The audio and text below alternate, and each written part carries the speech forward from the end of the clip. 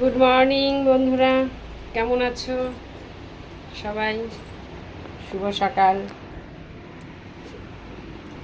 আমার স্নান হয়ে গেল, ধোয়া কাচা করে স্নান করে আসলাম। এই যে এক গাদা ধোয়া কাচা করেছি, স্নান করে আসলাম। যাই রান্নাঘরে। কি মাছ এনেছে? ইলিশ মাছ নিয়ে এসছে। এখন ইলিশ মাছ করব। আর কি আনছে? লঙ্কা আর কোয়াশ। ডাল করব, ইলিশ মাছের তরকারি করব, আর বাঁধাকপি করব। গ্যাস শেষ হয়ে গেছে বন্ধুরা, এই জন্য নিচে রান্না বসিয়েছি। এই যে ছোটো গ্যাসে রান্না বসিয়েছি। গ্যাস শেষ, আজকে রবিবার, এই জন্য আর গ্যাস পাওয়া যাচ্ছে না কোথাও।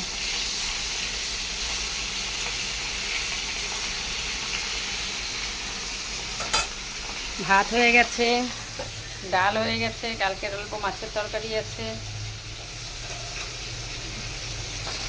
এখন কী করব, নিচে রান্না করতে বসিয়েছে। রান্না বাড়া হয়ে গেল, এখন বাসন মাঝামাঝি চলছে।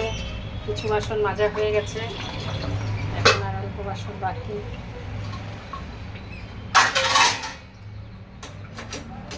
কড়াইটা মেজে নেই, কড়াই মাজা বাকি। এই একটা বিরক্তকর জিনিস। আর আমার কড়াই মন মতো মাজা না হলে আমার ভালো লাগে না। কড়াই আমাকে ফ্রেশ করে মাজতে হবে।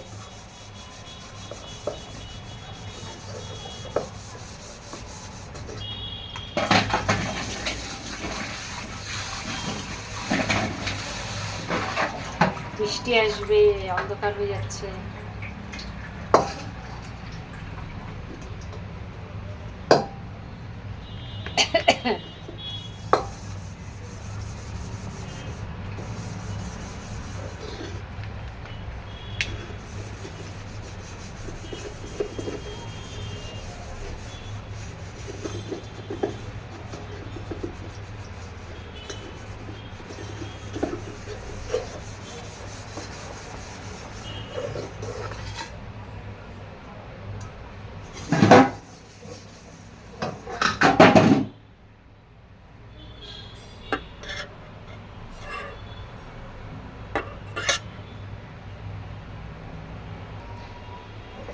হয়ে গেল কড়াই মাজা।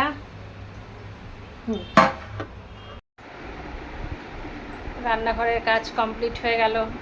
এখন আজকে রবিবার বলে ধোয়া কাচা করেছি, এখন সেগুলো গোছগাছ করে নেই। এই বালিশের কভার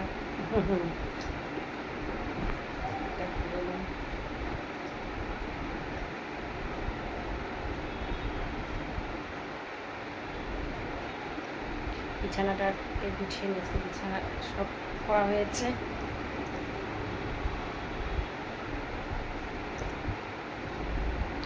কুসুম কভারগুলো ভরা হয়ে গেছে। এই যে কুসুম কভার ভরা হয়ে গেছে। এবার কোল বালিশের কভারটাকে ভরে নিই। কোল বালিশেটা অন্য কভার দিব। এই কভারটা করাবো কোল বালিশে। ও কভারটা একটু ছিঁড়ে গেছে, আগের কভারটা মানে সেলাই খুলে গেছে।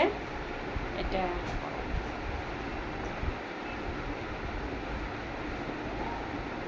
এই কোল বালিশটার মধ্যে আগে ছিল 2 থেকে 2.5 কেজি পাথর। আগের একটা ভিডিওতে আমি দেখিয়েছিলাম 2 থেকে 2.5 কিলো পাথর। এটা হচ্ছে আমার বিয়ের আগের কোল বালিশ। তারপর এটাকে ভেঙে নতুন তুলো দিয়ে এটাকে বানালাম। মানে ধুনাইকাররা যে কি মানে এতটাই লাভ করতে গেছিল, খালি ভাবতাম কোল বালিশ এত ভারী কেন, কোল বালিশের তুলা কম ভারী কেন। এই যে ভরা হয়ে গেল।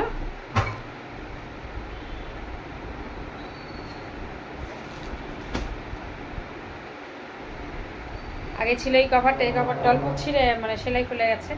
সেলাই করব, তারপরে এরপরে লাগাবো।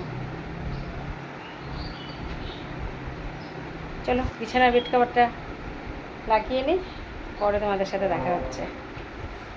আমার অনলাইনে দেখো 2টা জার এসছে, অনলাইনে নিয়েছি এই 2টা।